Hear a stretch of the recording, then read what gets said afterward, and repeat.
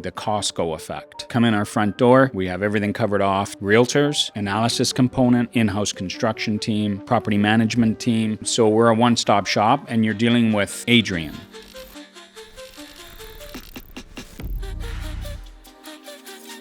Hello everyone and welcome to another episode of the Property Hustler Show. My name is Andrew and today Ping and I are joined by a very special guest, Adrian Pannozzo. He's from Executive Properties Capital and he is a serial real estate entrepreneur. He's managing and owns roughly 380 doors in Hamilton. He is raising capital through joint ventureships and also he is burring properties all across the city. You're doing a lot of great things. It's really great to have you on the show. Yeah, it's awesome to be here. Thank you so much for having me. No problem. I want to say that, when we first got into the industry, because you've been in it for quite a while, right? And it's been about 11 years. Okay, yeah. So you've been doing it a long time. And, when we were first breaking in, I started looking up people. And there's a few people that came up. You were one of them. And I was looking at you and I was thinking, I'm just like, wow, being a cop probably gives you a lot of credibility, especially when you were doing the property management stuff. People feel a lot more comfortable being accredited and having that background behind you. You're trustworthy. I'm not saying every police officer, there's bad apples in every profession. It either really works or it's really bad. It's either really good or really bad, but it definitely loosens or strengthens people's comfort level in that regard and gives you that head start. With policing, it was a job I did for 21 years and quite honestly, I loved it. Ever since I was a wee little boy, I wanted to be a cop. That's all I wanted to do. I was fortunate enough to be hired and lasted 21 years. Left as a detective in the department, got promoted and whatnot. Ultimately, my passion for policing switched to real estate. Some people say, oh, were you in trouble? What happened for you to leave, a great paying job, pension, benefits? Why did you just walk away? My passion for real estate and the way our investments grew financially, I was able to afford to leave in good standing, so to speak, and not disgruntled or anything like that. It's just my passion time. Shifted. Yeah, it was time to go, and I left on a good note, and that was it. I feel like a lot of us in general will outgrow whatever line of work we're in. The fundamental aspect of it being a job means that you might say, hey, it's time for me to move on to something, and real estate is one of those avenues that I think allows you to control your future. Right, it's just the difference between having a job and not, right? Yeah, it's a freedom of whether or not you want to scale up your financial aspect, or sometimes it could be time. And I wanted both. You wanted both, and it gave me both. Having that time freedom and the financial freedom to live life on your terms. You were one of those rockstar seminar guys. Yeah, that's a rock star line. Yeah, for sure. And that's essentially what enabled me and my family to do was have the time freedom. And some people, time freedom is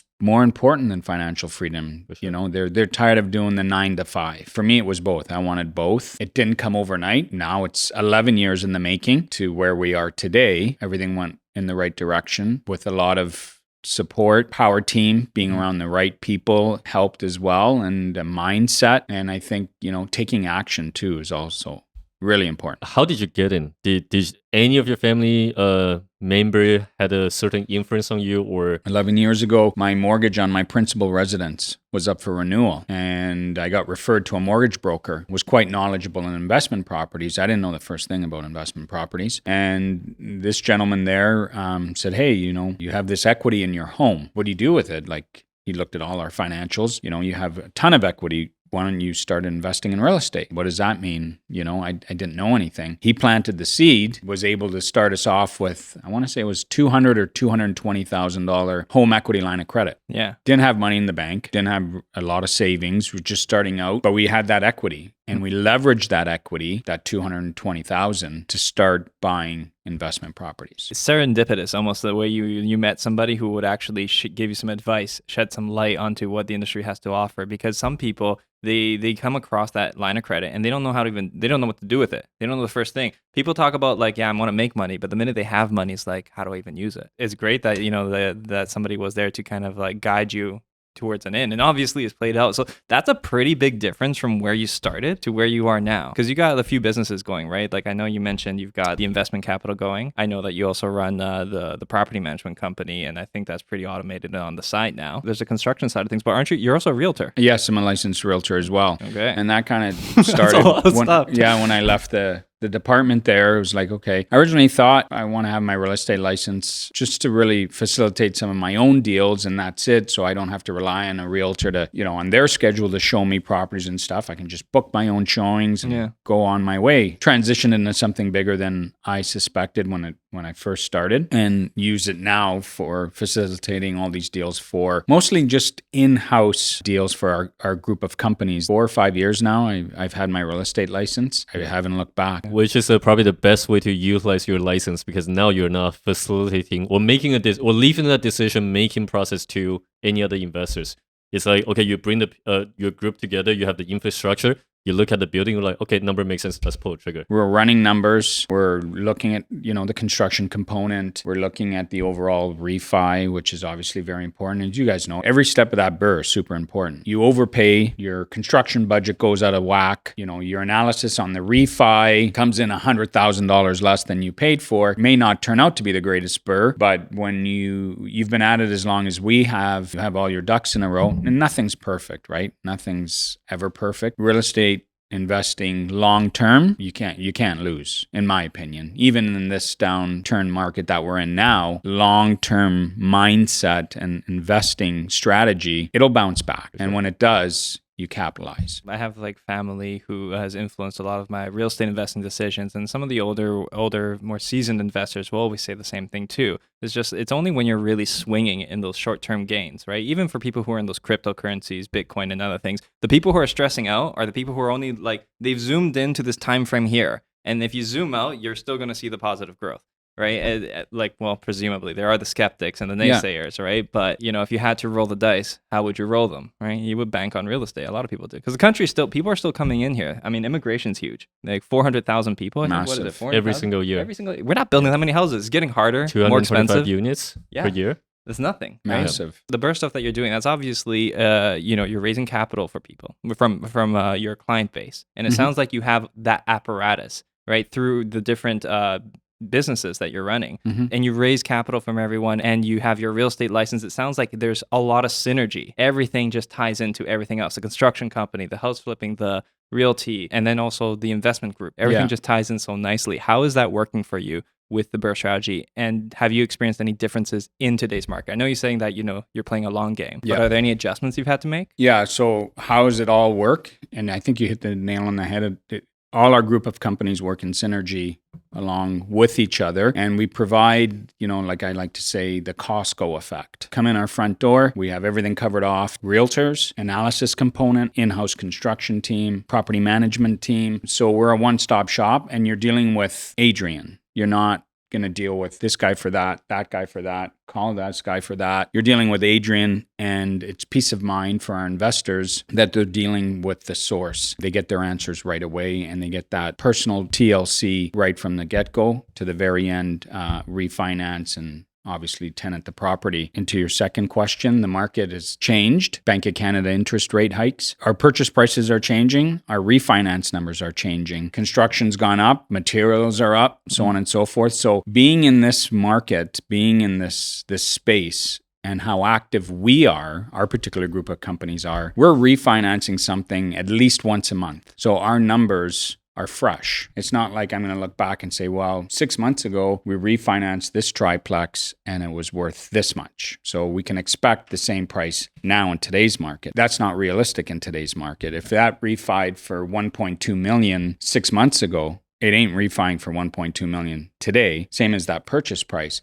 But when you're active in that space, your stats, your numbers are fresh. I can tell you, 3 weeks ago, we refinanced a triplex for 1.1 million. That's legal fresh. Triplex. Legal triplex, 1.1 million. That's fresh data.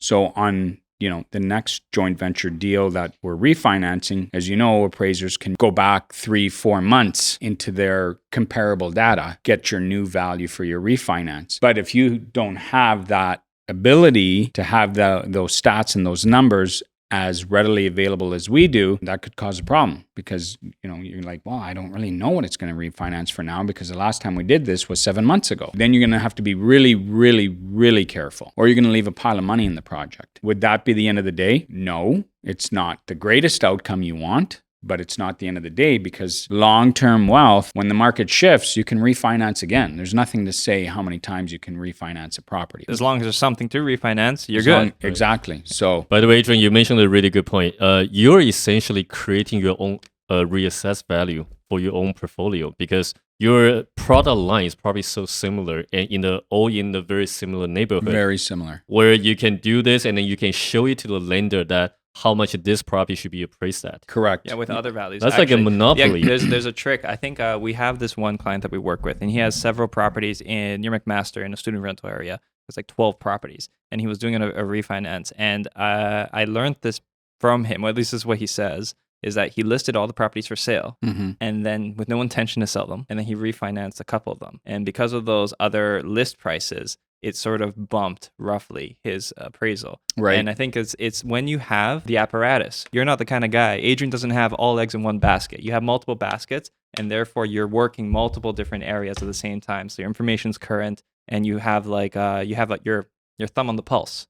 You know exactly what's going on, and that allows you to make very critical, on-the-fly decisions on current data. Especially if you think a great deal's popping up, I can reassure our investors because of my data, as opposed to, and I have the answers for them. So when they ask me, can you give us something recent that your company was involved in? I sure can. You know what? Let me pull the address. We refinanced this 4 weeks ago. 1.1 million. That's as fresh can be. And that just is peace of mind for them, right? That they're working with a professional company. And most of our investors they're from different walks of life. They're well-to-do. They completely want to be passive. Us do everything right from A to Z. And they are reaping the rewards of pretty close to infinite return on investment, getting involved in a Brrrr with us. And they're completely hands-off, completely passive. We do it all. So Adrian, how do you structure your deal? Do you do GP-LP type of structure, or you have a joint venture for every single deal? Because I would imagine with the volume that you guys are doing, there's a lot of relationship that you need to manage. We are segueing into GPLP, but to date, we've only really taken part in joint venture structure. I think actually a lot of people will stick to that. It's also, even for the client base, it's familiar. You know, the people understand it. It's not like you have to teach people about GPLP and how it works. Everybody understands, and I think people will traditionally feel secure in a traditional They JV. have a say in certain things, whereas GPLP, you don't really have a say in certain things. They have more of a say, like in our structure with the JV. We'll find the acquisition, we'll run the numbers, we'll do all that kind of stuff, but our joint venture partner has the final say whether they want to pull the trigger on that property. We just can't firm up on a deal without their authorization and what we're buying. Is Adrian stressed about any of these relationships? Like, what is the downside? Because I think with so many moving parts, I imagine that there comes a degree of difficulty, and maybe not even so much operationally, just in the relationship management. Because you mentioned they're talking to you and you are the confidence of the operation. What burdens does that come with? It comes with a bit of an education piece and sometimes putting out fires. I set the pace at the start. They have to understand I don't control real estate. You don't control real estate. I don't control prices. I don't control interest rates. Neither do they, neither do you. You make that very crystal clear at the start of that relationship. This is historical data. This data can change. But everything being equal, this is what I present to you. This is factual data. I can't guarantee you the refinance is going to be 1.1 million, but here's everything I can present to you. And if you can acknowledge that and accept it, then they're going to be in a much better place. 99.9% of our relationships are like that. We've delivered what we said we're going to deliver. Obviously, in this market, people have to understand. Here's a prime example. When you tell your JV partners, I can't control 100% of this refinance because if the market shifts during our Brrrr, things could change. Yeah. Are you okay with that, sir? If you're looking at me and saying, I just need 100% guarantee it's going to be 1.1 million, well, you're not the right partner. It's like, why do you have to teach people how to be an investor? Like, why do you have to teach people? Even that's a very basic understanding that people should have. It's not like you're giving out a loan where it's guaranteed. You're investing in something. That's very different. It's interesting that you have to explain that, but I guess that is part of it. When you are working with people and you're getting into this thing, even if they may understand it, just being able to set the expectations clearly Actually, it shows professionalism and experience on your part too. Yeah. The fact that you know to make these things clear, just so that things are said. Because if you never said it and they had a misunderstanding, whose fault is that? It's yours. So it's You better gotta to put say it out things there right from Yeah. the start. Have them marinate on it, have them accept it. Some people, it's just too, they feel it's too risky. And I think, okay, well, at the end of the day, you're buying real estate. It's bricks and mortar. We're not buying a stock, and if it goes belly up, we're done. All historical data will show too, when the market does bounce back, it spikes. So if you're okay to, as I say, ride the wave, real estate goes up, goes down, goes up, goes down. If you're okay to ride the wave and your mindset's long term, how do you lose? Do you have a timeline for your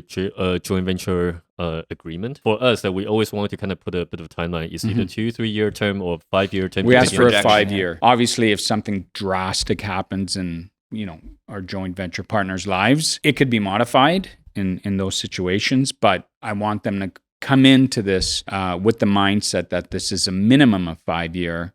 And I mean, at the end of the day, our investments, we're producing 90 infinite return on investment. Plus, we have debt pay down. Our mortgage is being paid down, and we have little to no money capital left in the deal at the exit of the Brrrr. Why do we need to sell it? Just let it ride. We got positive cash flow, we got debt pay down, and we got 98% of our capital out of the deal. A lot of people ask about joint venture partnerships, and they have questions about even how to do cash flow positive, which, by the way, I love that nickname that you have for Mr. Cashflow. It Mr. reminds me of Cashflow. Mr. Yeah. What was the guy? Mr. Wonderful, right? Yeah, Mr. Wonderful, Mr. So I was Cashflow. thinking, I'm just like, that's a good one. And if you have methods to generate cash flow properties, because that's a challenge for a lot of people. And especially when you're talking about cash flow positive now, I'm assuming that you're not having overly zealous projections about what the cash flow will be. The cash flow just has to be something just so that there's some cushion. It's not like the cash flow is the point of the venture, right? We like the cash flow. Obviously, the more the better. Obviously, in this market, definitely decreased quite substantially. Yeah. Our properties still have positive cash flow across the board. That's amazing. Has it decreased substantially? Yes. Will it bounce back? Yes. Interest rates will go down sooner or later. But ultimately, having that small nest egg to cover something off, if something happens to the property or you have a potential vacancy for 2 months, you're not dipping into your own pocket. You have that nest egg of cash flow that we're letting build up that we can come to year 4, the furnace blows and we need a whole new furnace or something like that. I love to have that nest egg so we're not dipping into our pocket. It's carrying itself. A lot more cash flow will come back once interest rates start to come down a bit. And I think that's one of the worst things. I feel that if you're either raising capital or you're doing joint ventures, one of the worst things you can do as an operator is to have to ask people for more money. People put in the money, they want to make some money. They don't want to have to feel like, oh, the ship's sinking and I have to put more money into this. How much confidence do I have? So it's good when you're able to have a budget in place that already took these things into consideration, right? Mm-hmm. Have you ever had to do cash call for your investors? Yeah. We've had to do cash calls. I call them cash calls, but when we refinanced the property, we got all of the money out plus $25,000 surplus.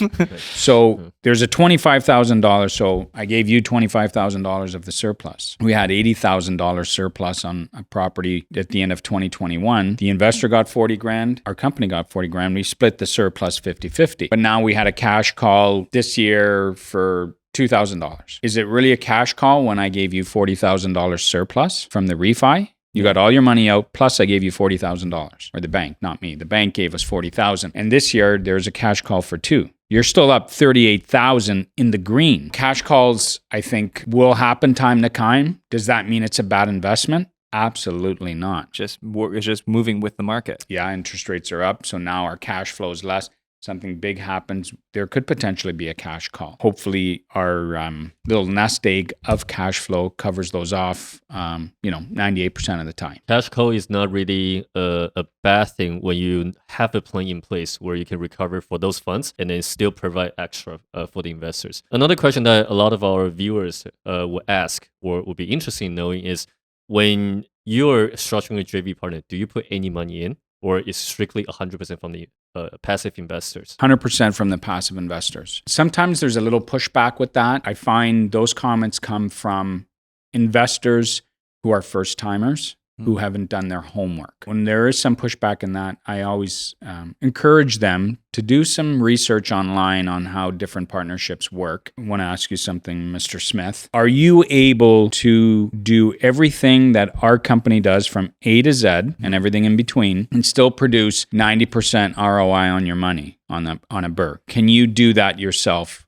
right now. No, I can't. If you can, then I welcome you. You should probably do it on your own. Ultimately, we're bringing a very, very specialized expertise to the table, and we have a tremendously powerful reputation, hitting it out of the park, so to speak, with successful Brrrs. If you feel that's not worth something, or you feel I should still have to put in capital to gain your trust, it's probably not a good fit. Sometimes you talk to people and you can tell when people are actually in it. You know, some people are so high level, they're very disconnected from the actual mechanics, but I really like the fact that you know a lot of the logistical issues around what it means to raise capital, to do the Brrrs, to actually even just operate them and see them through in the budget. Like, I know you have a team, but somebody puts that team together. I'm still actively involved. Even our team members will still come back to me. Just a bad phrase to say, but put my stamp on it as far as, yeah, I like that. I like the numbers. We'll look at the numbers together. And then the team member will go back to the investor, for example, and discuss that with them. But great leaders do that all the time. They kind of get into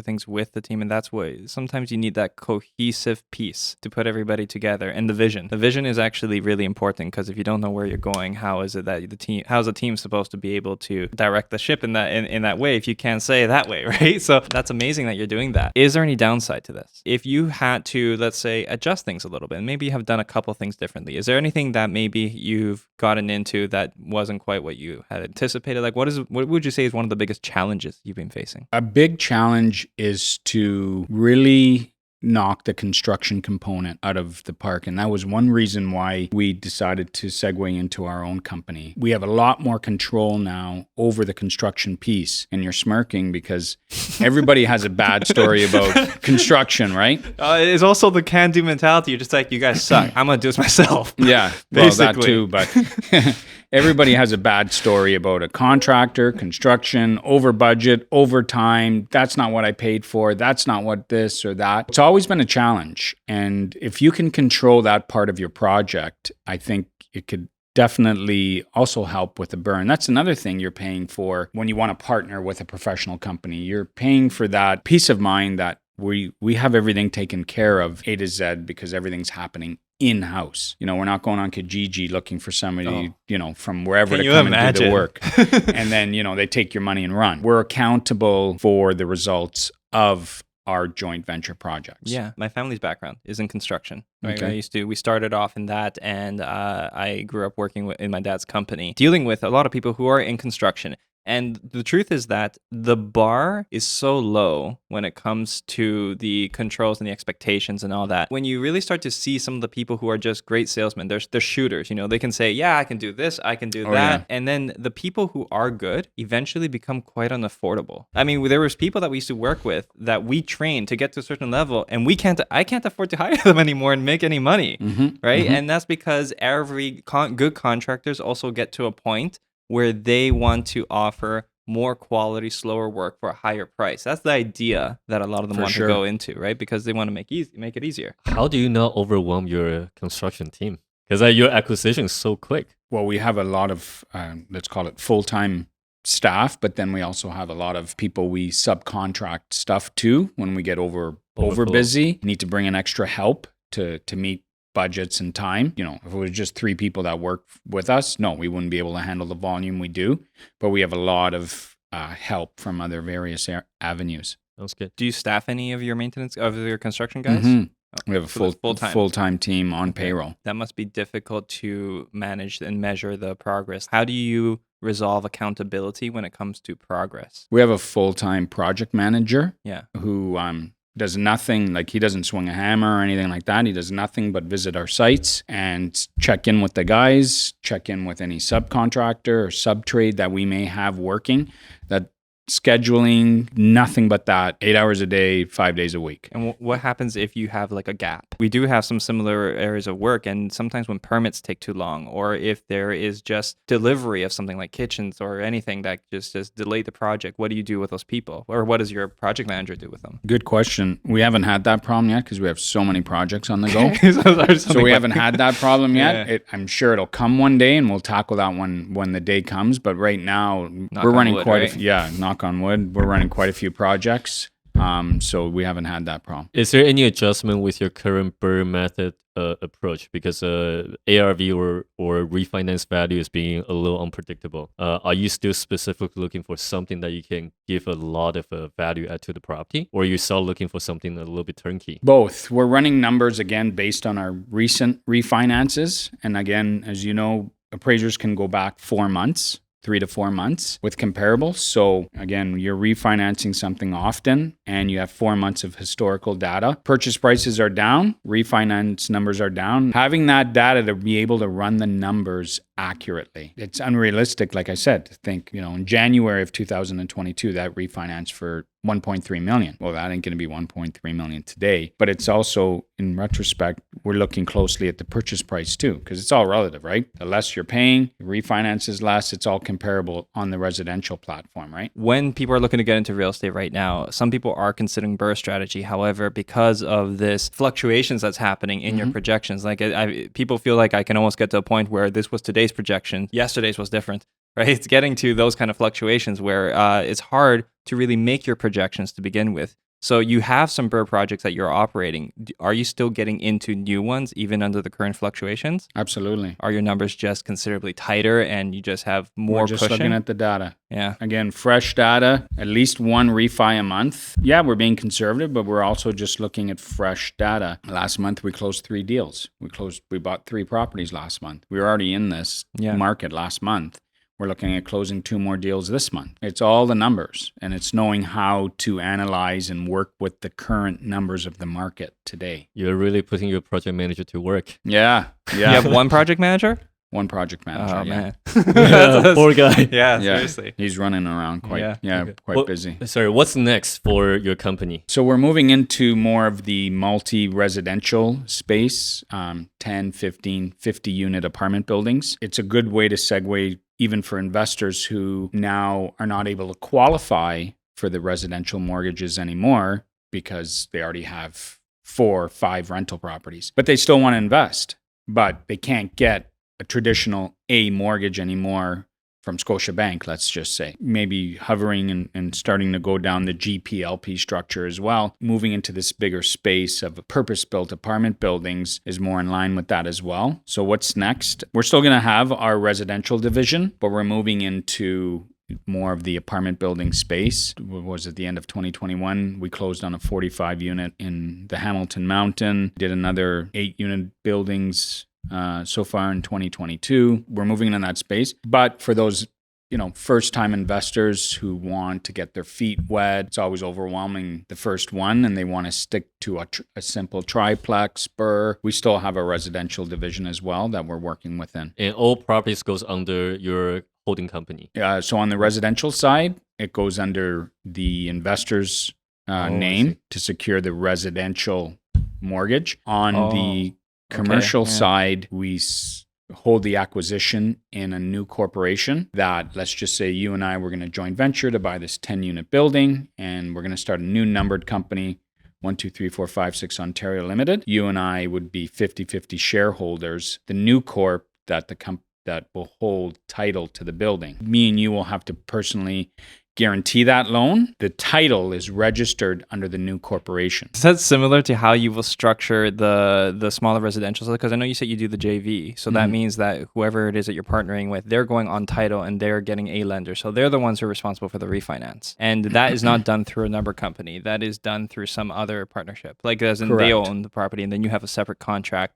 tying you to that property. Correct. So your company doesn't necessarily go on title. They're the ones who are retaining control, which I think gives them. Yes. And I guess in that case, if you're not putting money in, there's a degree of security there in terms of like the relationship and how you're putting it. Like they don't feel like they're just giving you the money and then you're going to go buy property and they have no control. No, by being on they're title, still in control. Yeah. Okay. No, that okay. Thanks for clarifying that, because a lot of people have that kind of question where I'm giving you 100% or over 100% with the renovation funds, and then I'm not even on title, right? So some people definitely have a lot of concern about that. It's all in their name. Perfect. On the residential side. Are you able to walk us through exactly a step-by-step process? If let's say me as an investor, I'm saying, okay, I love the podcast, I love what you're doing, I want to be on board. What's the process look like? So it starts out with an initial meeting. Obviously, we'll sit down and chat over a coffee and whatnot and discuss some of what your goals are, how we do things, and obviously explain everything. So a face-to-face meeting. Once you decide, you say, yeah, you know what, I think we're a good fit. And we decide that you're a good fit based on, let's call it an interview, if you will. From there, we sign a letter of commitment. And that letter of commitment is a 2-page document that basically outlines you want to get involved with our company, you want to get involved in a Brrrr project, you're committed to, let's just say, $300,000 worth of capital for this project, so on and so forth. Again, it's a page and a half, 2 pages. So that document gets signed. We then go to work and boots on the ground to find the acquisition. We run the numbers, we preview the property, we bring our property manager through, we start running construction numbers. We then present you with the deal. Here's the property, here are the numbers. Let's talk about this, and we go over it step by step together. Obviously, again, you have the final say. If you say yes, I like it, everything looks good, I'm game, let's do it. We secure that property by way of obviously a purchase and sales agreement. We then complete a joint venture trust agreement, and that's about a 20-page document. It's drawn up by the lawyers. It's a legal document. They're able to look at it as well and whatnot. So that gets signed because now we have a firm address in place. We have a closing date, and then from there we complete a construction contract, scope of work, detailed scope of work, what the property is going to receive. As far unit by unit by unit, the deal closes. Obviously, we get the keys, and then it's go time. Our construction team takes over as per the contract. Certain draws are advanced based on the work that we're doing within. And then ultimately, we handle the refinance, meet the appraiser, do the whole presentation for the appraiser for the new value of the property, and secure that great new value. Last step, as you know, is we deal with everything to do with showing the units, screening the tenants, background checks, filling out the lease agreements, pre-inspection reports, exchanging of keys. I guess actually the last step is the ongoing maintenance and service of that property via the property management company, because most of our investors don't want to go there. They don't want to cut the grass. They don't. I don't think you want them to be doing that either. No, they're investing passively with us, and that's what they expect. So it sounds like from after they sign the documents and pick a property to buy, they're pretty much hands off after that too. And then you take care of everything. Do you guys set up your accounts to pay for the mortgage through the property,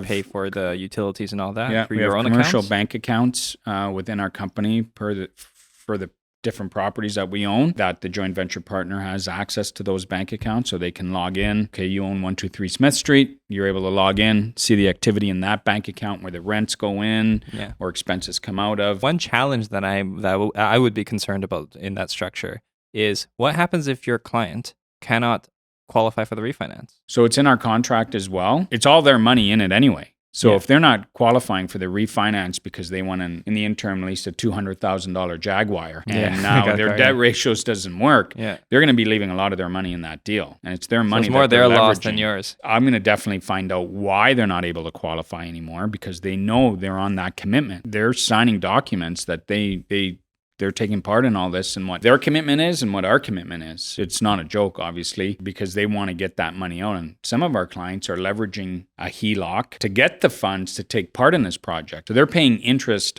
on the initial investment anyway, that they want to try and get as much as that out so they can put it back on their HELOC and stop paying interest on it. So if they mess that up, it's on them. This is where the police background really kicks in.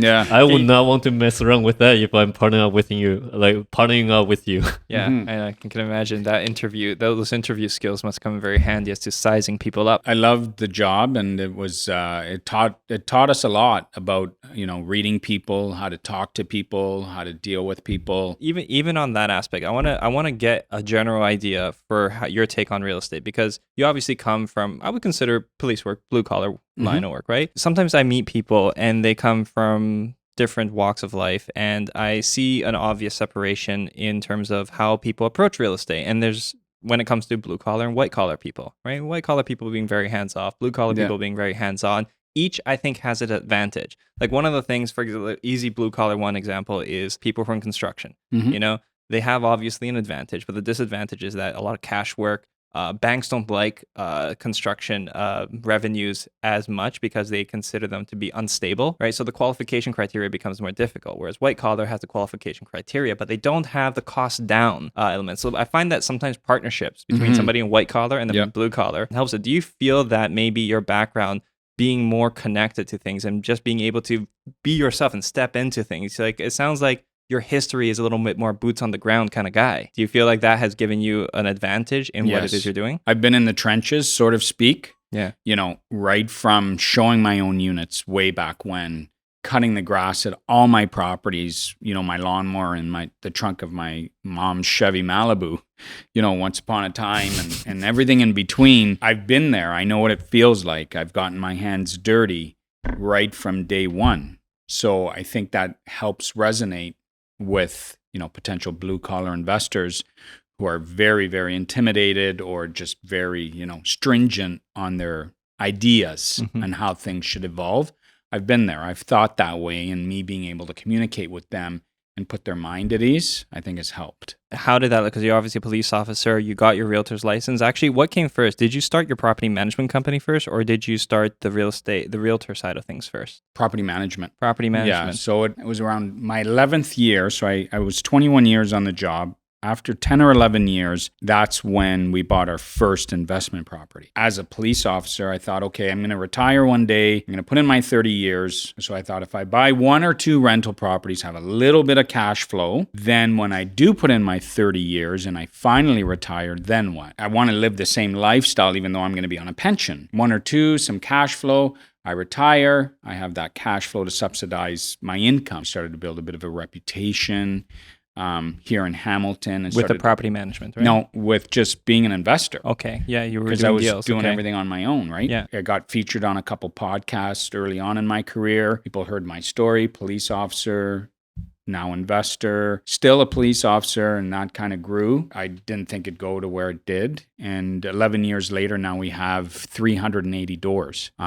What started out as I want 2. Yeah. 380 doors throughout the GTA, but mostly here in Hamilton. When you regrew to that size, it made most sense to keep everything in-house. Property management, the construction, and so on. Before those companies started, I did it all on my own. My wife has always worked full-time. I had her support, physical support, per se. I was doing it literally all on my own. My wife had her full-time job. She was raising our daughter. So I got my hands dirty. Did I think it'd go to where it is today? Never in a million years. I'm lucky that it did. If you're so afraid to fail, you're probably never going to take action. And if you never take action, if I never took action 11 years ago, I wouldn't have half of what I have today. One of the most common things for any successful businessman or any successful entrepreneur is that it really comes with a massive action. And there's also one saying that success is sequential, or even building business is very sequential. Like you build one thing, you want to either do the vertical or horizontal integration for your business so that you can handle more. And that's exactly what you're doing. You're no longer just looking for power team. You're building your own power team and actually in-house them so that you can be a lot more efficient with your operation. The minute you start taking control over things is obviously a little bit addictive, you know, and that's why it does become real estate investing. You know, your Brrrs are going great, things are great, you're refinancing great, property values going through the roof, you know, from when I first started 11 years ago, even to now. Oh yeah, it's crazy. All my properties that I originally bought 10 years ago have all doubled in value. Easy. Easy. Oh, And I still have them. Even with a dip. Yeah, it's been a great ride. It's been stressful at times. It hasn't all been roses, but nothing ever is ultimately perfect. Did you find, because you have so many synergies, when you did your investing, you're obviously a realtor, and then you in-housed the property management. And I'm assuming when you in-housed the property management, you started doing it for others. That's when you started offering out the service of management? Not initially. No. Not initially. It was just like, okay, I got, 100 and whatever it was, 100 doors back then, like, why am I outsourcing this, or why should I outsource this? I can give it more of a servicing my companies, and I can focus on continuing to build my portfolio if I'm not sweating the small stuff and worrying about, showing my units or answering calls about leaking toilets. I can focus on more partnerships and joint venture and not worry about that. Even when you're working with Adrian and his team, and members of our team, they're investors as well. So you have the best of both worlds, and maybe we can introduce one of our team members in a minute he's here. right? So do you want to come grab a seat? You're saying about your power team. I'm assuming you're one of the power team members. Yeah, so if I can gladly introduce Manny Panero here. He's been with our team for a couple of years now, and I'll let you say his background and experience. But he's also, this is what I was saying, our team members are real estate investors as well. So when they're working with our investors, our clients, you're not getting the last thing I always criticize is investors who work with realtors who are not specializing in investment properties. They just call Peter, who's a friend of John, who's a realtor and who really has no knowledge in this space. So for everybody listening and watching, I can't stress enough, do yourself a favor. You know, it's not like, would you go to a Honda dealership to buy a Cadillac? No, you're going to go to Cadillac to buy the Cadillac. Yeah. So why would you work with a realtor who's not specializing in investment properties? It just blows my mind. Do yourself a favor.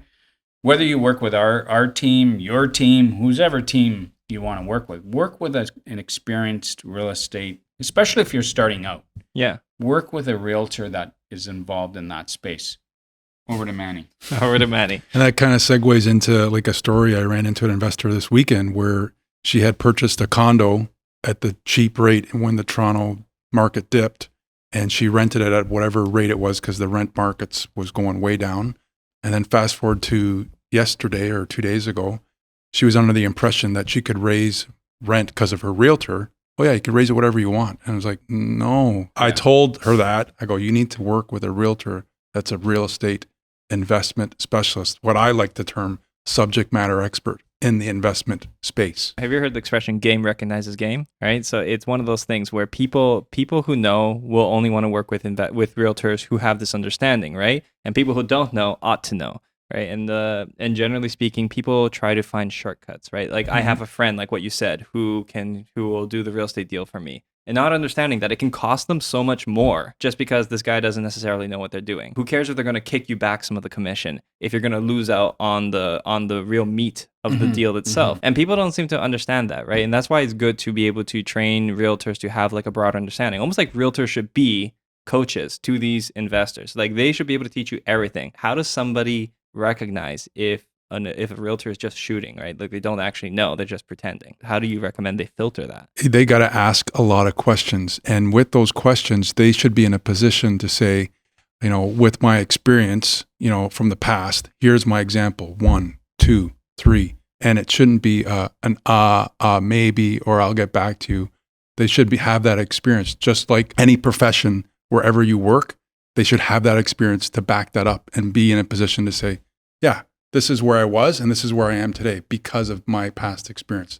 Asking a lot of questions. Yeah. They have to be able to vet. And they may not be in a position to, well, I don't know what questions to ask. And like Adrian said before in the previous segment of this podcast is, I encourage you to go out, listen to podcasts, read books, surround yourself with like-minded people so that you can have experience, so that you know which questions to ask. Yeah, educate yourself. Yeah. Educate yourself. And find Very a mentor. simple.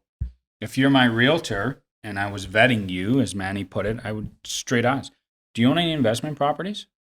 Yes. How many do you own? Okay. And you would know what I mean? Yeah. Back and forth. Okay. How many investment deals have you been a part of?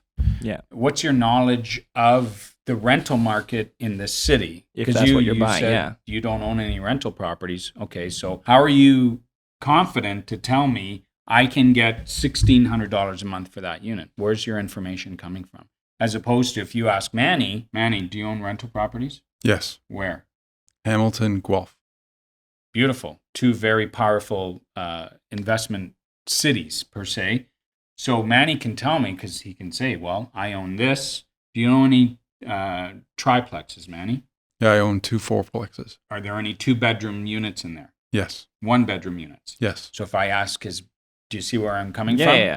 No, he knows. They have a point of reference and they understand. And on top of that, if you're an investor yourself, you understand where the client is coming from, right? In terms of what they might be concerned about, why they might be saving costs. I thought it was very interesting how sometimes realtors will have often part of their sales pitch an unrealistic push on market rents. And when they're not renting things out themselves because they're realtors and they're selling places, they might not have their own rental properties. They don't really know often very accurately what this property would actually rent for. And then they kind of get people on this idea that they can make so much money in terms of cash flow, price the property high, and they're not necessarily getting stable tenancies. But they have no clue because they're salesmen. So yeah, it's definitely good to have people who actually know the game. In terms of the information with regards to rent market values, it's on point, would be on point, because we've been doing it every day. I've been doing it every day since 2016. I think this actually is also a pretty big reason as to why a lot of realtors don't make it. It's just because you want to get the experienced realtors, and the ones who are in it, you just get better and better. But the people who don't do a lot of deals in general, they just don't know what's going on. If I was that realtor who wanted to get the experience and start, for any realtors listening, I would join a team. The experience you can get from the team is going to push you. It's like when, me and Manny worked in some of the roughest areas of Mississauga, but it taught us, and Brampton for that matter, but it leapfrogged my career. It'd be like, okay, I'm a cop working Jane and Finch, and then I'm a cop policing the bridle path. Who's going to learn quick how to survive out there on the street being a police officer? It's pretty obvious. Same thing if you're a realtor and you're on a team and you're transacting and you're working with all these different people, your experience is going to be increased. It's huge. And if a client comes to you, and if a client comes to us and they say, hey, I actually want to sell my $6 million luxury home, estate home, like with 4 acres out in Barrie, it would be a disservice for us to do that for them. Yeah, you know what I mean? Don't know that. Yeah, it's not my specialty. Exactly. Yeah. So same with the other realtors, if they're listening, if someone comes to you with specifically, I want an investment property in this geographical location, they think that they can just enter some numbers in their computer and get information from their database and hopefully guide them along the way. No, it'd be a disservice. You have to have the experience. If anybody listening was wanting to get in touch with you, whether it was for real estate services or investment services, how do you prefer being contacted? Like, is it Instagram, email, phone numbers? Well, for me, first of all, our company, Executive Properties Capital, is all over social media, Facebook, LinkedIn, Instagram. Pretty easy to find. Just put Executive Properties Capital in there. You'll find us all over the place. For investment purposes, you can simply email me at Adrian, Adrian, at investwithepc.com. Shoot me an email. We can have a coffee. We're gonna put some of that information in the description, by the way. And then for Manny, if they're looking to working with a professional realtor who knows investment properties, you can give me an email at Manny, Manny, at investwithepc.com. It was very interesting to have you both on the show. Very informative. Obviously have a lot of knowledge to share. And we were really excited to be talking to people who are really in the game. So guys, that is all the time we have for today. So we'd like to thank you for tuning into our show. If you have any questions for us, information is in the description below. Make sure to like, subscribe, and review us if you're watching on a podcast channel.